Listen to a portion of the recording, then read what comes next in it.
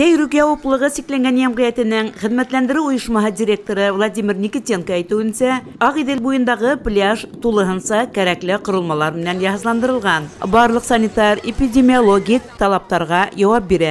Балалар өчен айрым һауыны урыны кәртәләнеп алынган. Коткаручылар иртәнге сәгать 8-дән киске сәгать 8-гә тиклем эшләй. Безгә ял итү бик охшай. Безнең балалар һауыны сезонын 3 сәгатьне элек башлап ибәрделәр.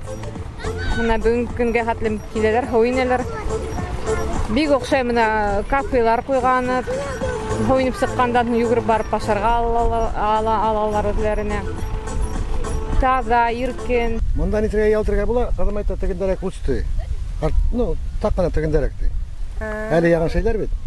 Анда адамга кеппен нәмкәте. Ну, тияктара. Әйе, пляж амаклы микәен. Әйе. Ну, монда дирәк кисок булды һине әйбәт буларын. Самое главное. Неге бәләкәсәргә.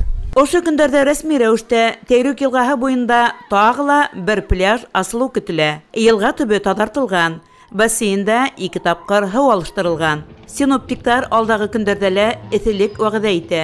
Тейруккәме, Ак-Идел буенамы? Рәхәтләнеп һауыннар ял итер өчен урын җитерлек. Тик хәвефсезлек саралары турында гына онытырга ярамай. Хәнә Максутова, Артем Наговицын, Ишембай хәбәрләре.